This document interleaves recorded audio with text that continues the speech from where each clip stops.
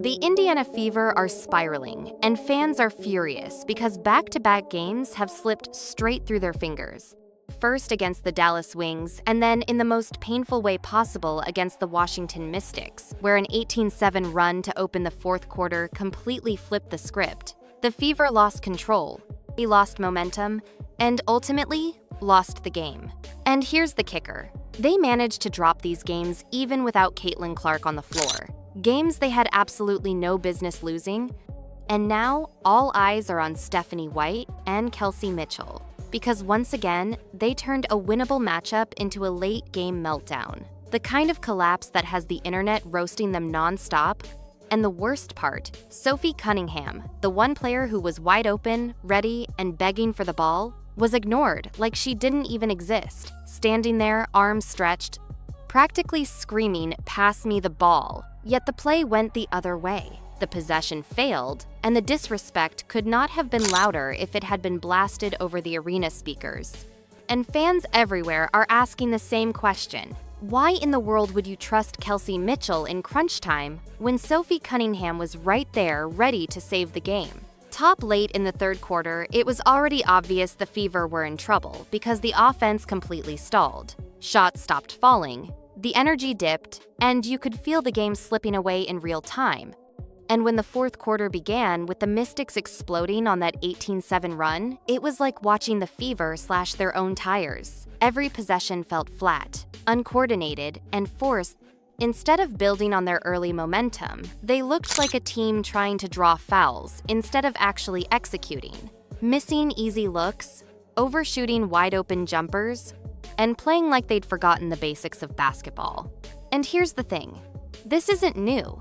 It's the same pattern every time. The dreaded third quarter collapse that leads directly to late-game chaos. And once again, Stephanie White's coaching looked more like guesswork than strategy. Because there was no real adjustment, no spark, just the same tired sets over and over until the Fever's lead evaporated. And what makes it worse is knowing that Sophie Cunningham was sitting there as the one reliable option to break the drought, the one player not afraid of the big moment. Yet she was ignored while the offense kept sputtering like a car running out of gas. And the fans who watched this disaster unfold are left shaking their heads, wondering how many times this team has to repeat the same mistakes before someone in charge actually learns. Now here's where things go from bad to embarrassing, because Kelsey Mitchell was once again handed the keys in crunch time like she's some proven closer, when history has shown the exact opposite. This is the same player who can light up the scoreboard in spurts, but when the game is on the line, her decision-making collapses. She forces, drives, bricks, shots, and kills momentum like clockwork. And yet, somehow, Stephanie White keeps going back to her like a broken record. And what happened against the Mystics was no different. Mitchell got the ball, ignored Sophie Cunningham wide open on the perimeter, tried to play hero ball, and completely fumbled the possession.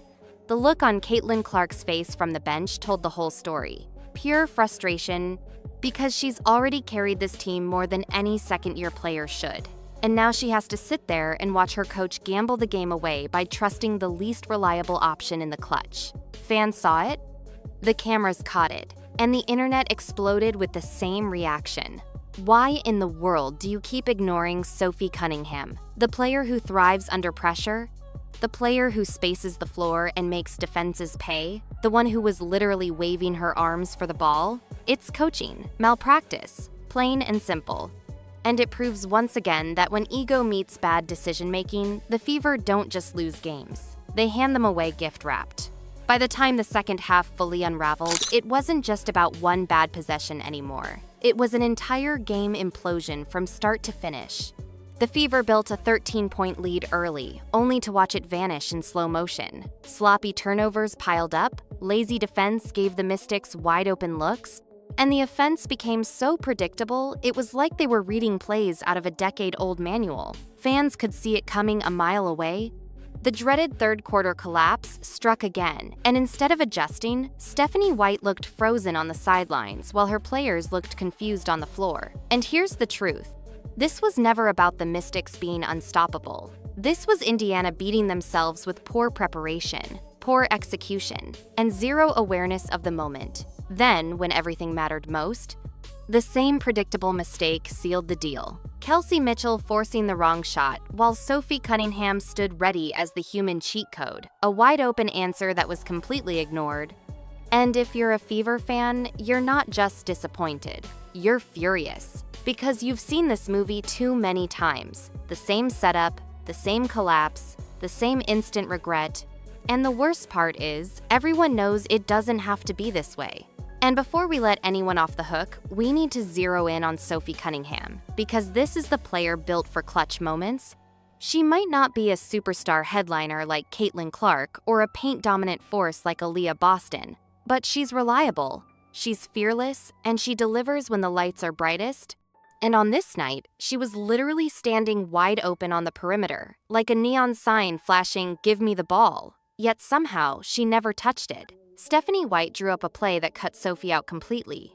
That's not just a bad call. That's coaching malpractice, plain and simple, and the cameras caught Caitlin Clark's face as the final possession bricked away. It wasn't disappointment. It was frustration boiling over. The look of a young superstar who knows her team just wasted another opportunity because her coach trusted the wrong player, and fans online picked up on it instantly.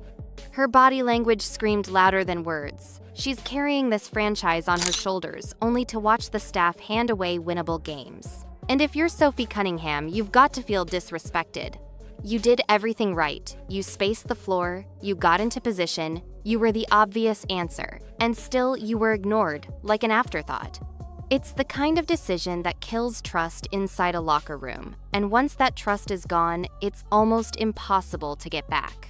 This wasn't just one bad play at the end. This was a full collapse that stretched across the entire second half, because the Fever had multiple chances to take control, and every single time they found a way to cough it up, whether it was lazy turnovers, bad shot selection, or defensive lapses that left the Mystics looking like the Harlem Globetrotters, it all added up to the same result. Another wasted night, and Stephanie White looked like she had no answers, running the same tired offensive sets while her team fell apart possession by possession. And here's the crazy part. This roster isn't short on talent.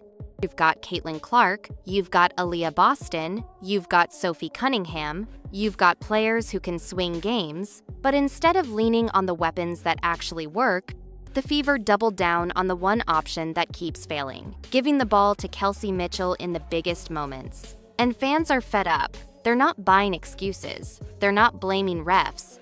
They're calling it exactly what it is: bad coaching and bad decision-making. And when you keep ignoring your best options to repeat the same failed plan over and over, it stops being a mistake. It becomes a pattern, and that pattern is killing this team's season. And now let's talk about the bigger picture, because this loss isn't just another L in the standings, it's a flashing warning sign for the entire organization. The Fever are sliding down into the 7th seed, and every game matters at this point. Dropping winnable matchups like this isn't just hurting morale, it's hurting the math, and the message it sends is brutal. It says this team doesn't know how to close. It says the coaching staff hasn't figured out how to use their talent. And it says players like Caitlin Clark and Aaliyah Boston, who give everything they've got, are being failed by the people drawing up the game plan. And the irony in all of this is that Sophie Cunningham's clutch reputation is the exact reason defenses respect her. She's proven she can knock down big shots. She's earned that trust, but somehow Stephanie White didn't even consider her, instead treating end-of-game possessions like a lottery ticket. Throwing the ball to Kelsey Mitchell and hoping this time she wouldn't blow it. Spoiler alert, she did. And that's not strategy. That's stubbornness, dressed up as leadership. And if you're a fan, you can see the writing on the wall. This isn't about one game anymore. This is about whether the Fever are building something real or wasting the prime years of their stars with incompetence from the sidelines. The worst part of all of this? It's the missed opportunity. This team has the pieces to be great, no question. Caitlin Clark is a generational talent. Aaliyah Boston is a beast in the paint. And Sophie Cunningham has proved time and again she can step up when it matters most. But none of that matters if you don't have a coach who knows how to make the right decisions when the game is on the line. And right now, that's exactly what's holding the Fever back. They have the talent to be competing for a top playoff spot, but instead, they're fighting just to stay relevant in the conversation. And what's the cause of all this?